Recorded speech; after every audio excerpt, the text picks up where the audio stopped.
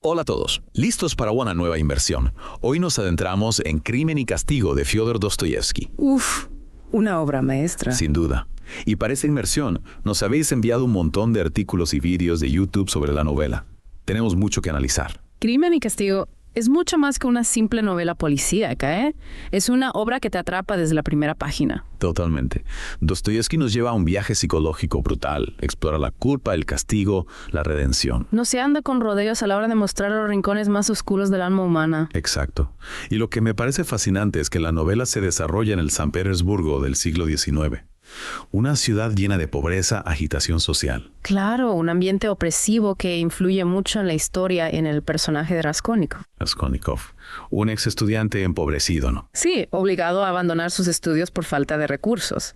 Y encima se entera de que su hermana Dunia se va a casar con un hombre adinerado para ayudarlo. Imagínate la frustración del personaje. Totalmente. Es como si la pobreza y la desesperación lo llevaran al límite. Y ahí es donde entra en juego su teoría del superhombre. Exacto. En su miseria, Raskolnikov desarrolla esta teoría que divide a la humanidad en dos: los ordinarios y los extraordinarios. Los ordinarios que deben obedecer la ley y los extraordinarios que están por encima de la moral, como Napoleón, Justo, un complejo de Napoleón en toda regla. que le lleva a cometer un crimen atroz. Asesina a Aliona Ivanovna, una anciana usurera. Madre mía. Menudo salto, de estudiante pobre a asesino a sangre fría. Dostoyevsky nos describe paso a paso cómo llega a ese punto. Nos mete en su mente, ¿no? Sí, vemos sus ideas, su pobreza, su desesperación, todo lo que lo conduce al crimen. Él cree que está haciendo un bien a la sociedad, ¿no? Al deshacerse de la anciana, a la que considera un parásito. Esa es su justificación. Pero la cosa no acaba ahí, claro. Me imagino que después del asesinato le atormentará la culpa. Ahí es donde Dostoyevsky se luce con su exploración psicológica. Vemos a Raskolnikov caer en un estado de delirio, tormentado por pesadillas y alucinaciones. Intenta racionalizar el asesinato, pero no puede escapar de su conciencia. Exacto. Y aquí es donde aparece Sonia. Sonia, la prostituta con un corazón de oro. Sí, la hija de un funcionario alcohólico que se prostituye para mantener a su familia. Representa la fe, la compasión, el camino hacia la redención. Un personaje clásico de Dostoyevsky, sin duda. Pero ¿cómo desafía ella la teoría del superhombre de Raskolnikov? Sonia es la antítesis de esa teoría. Con su fe inquebrantable y su compasión, le demuestra que la redención es posible, incluso para aquellos que han cometido actos terribles. Y una idea poderosa, ¿verdad? Que incluso en la oscuridad más profunda siempre hay esperanza. Y es algo que sigue resonando hoy en día, en un mundo lleno de dilemas morales. Totalmente. Oye, y Sonia es la única persona a la que Raskolnikov confiesa su crimen, ¿no? Sí, así es. ¿Y por qué lo hace? ¿Por miedo a que lo descubran o hay algo más? El miedo a castigo está ahí, claro. Pero también hay una lucha interna en Raskolnikov.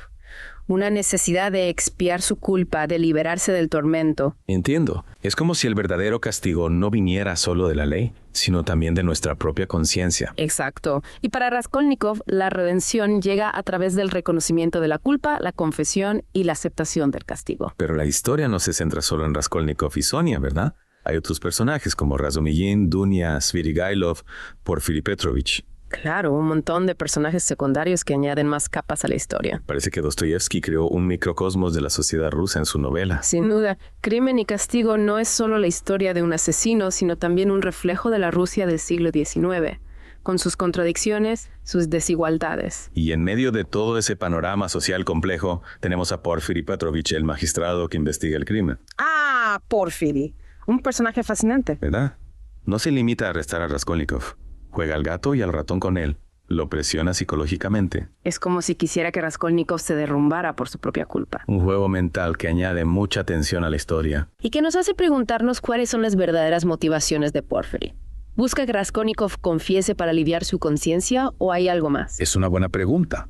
Como si la culpa y el castigo no fueran conceptos tan simples como parecen. Exacto. Dostoyevsky nos obliga a cuestionar nuestras propias ideas sobre la moral. Y a mirar más allá de la superficie. Claro, nos muestra que no hay respuestas fáciles, que la vida es mucho más compleja. Con personajes como Porfiri que desafían las expectativas. Y no solo Porfiri, ¿eh?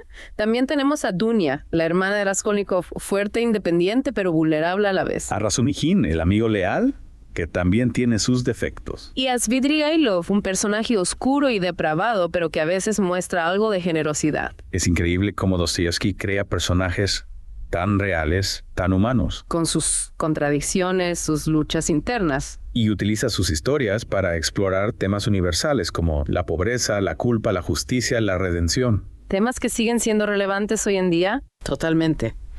Y hablando de pobreza, es evidente que juega un papel crucial en la historia de Raskolnikov.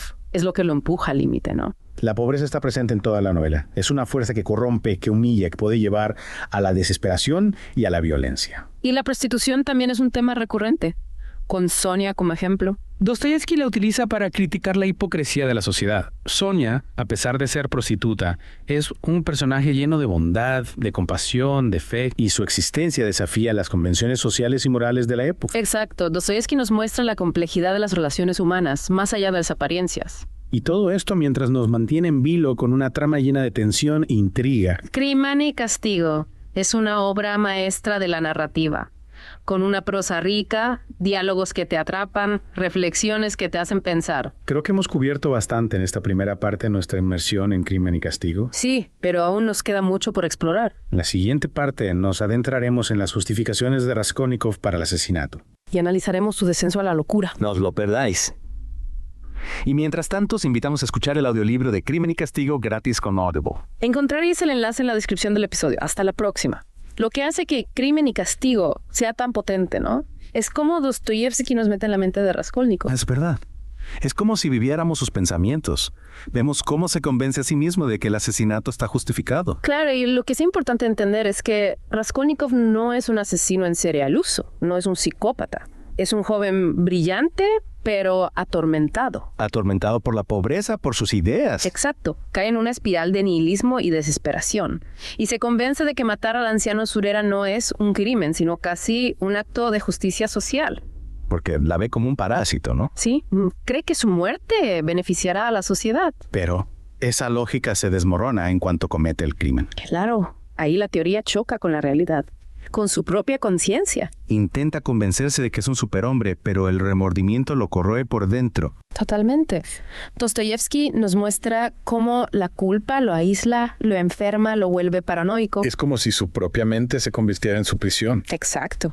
Sufre las consecuencias de sus actos, antes incluso de que la justicia lo alcance. Ya, ahí es donde Sonia cobra importancia, ¿verdad? Sonia es un rayo de luz en la oscuridad de Raskolnikov. Antes decías que su fe y su compasión desafían la teoría del superhombre de Raskolnikov. ¿Puedes contarnos más sobre eso? Pues mira, Sonia, a pesar de su vida llena de sufrimiento, representa la idea de que todos somos capaces de redención. Incluso después de cometer actos terribles. Exacto. Su fe en Dios, su amor por sus familias, su compasión hacia Raskolnikov.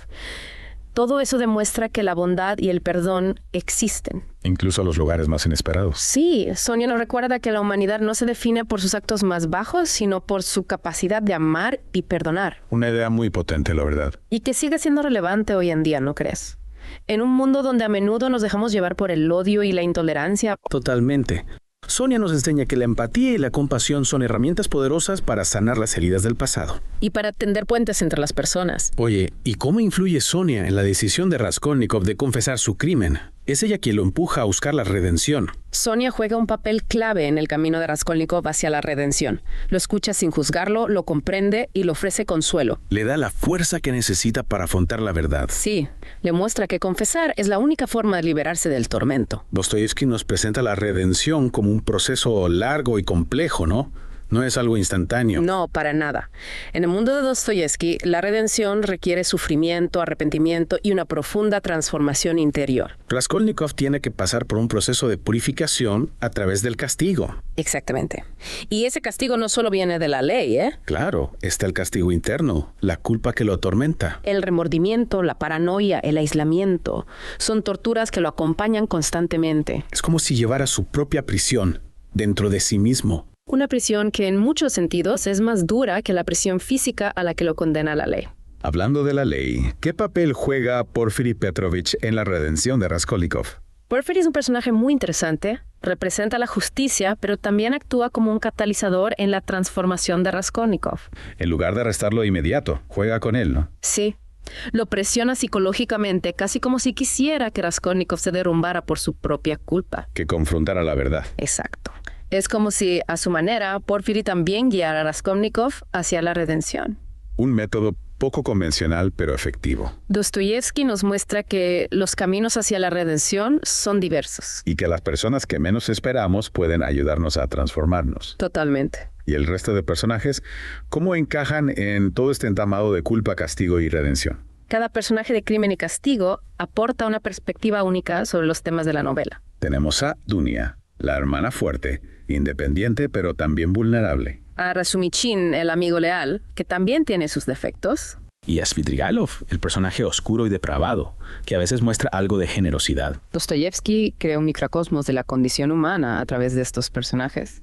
Nos muestra que todos somos capaces del bien y del mal. Que todos tenemos la capacidad de redimirnos o de sucumbir a nuestros demonios. Crimen y Castigo nos invita a reflexionar sobre la naturaleza humana en toda su complejidad. Sin respuestas fáciles ni juicios morales simplistas.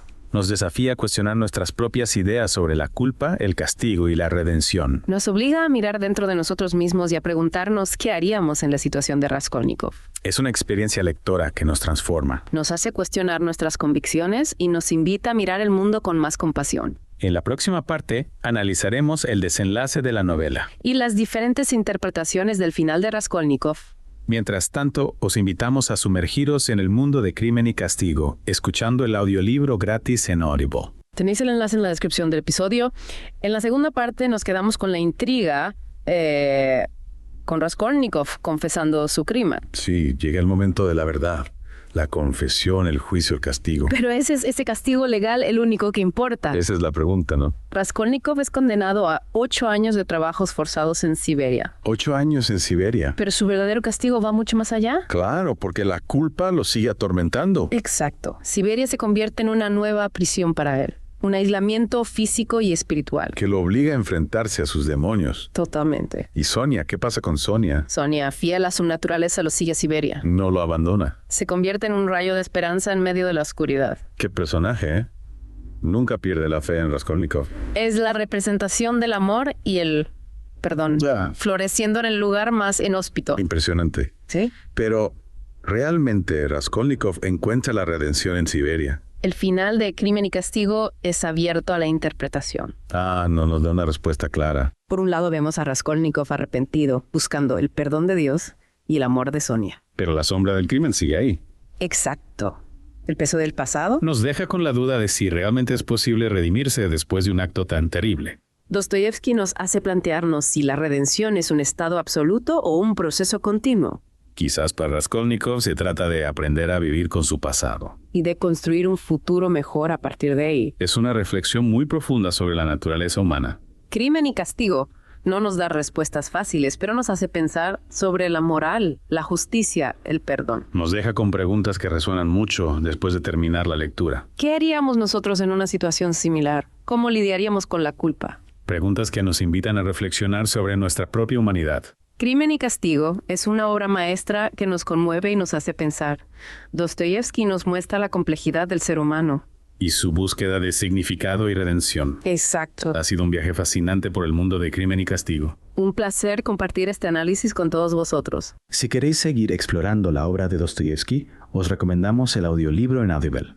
Tenéis el enlace en la descripción del episodio. Hasta la próxima inmersión.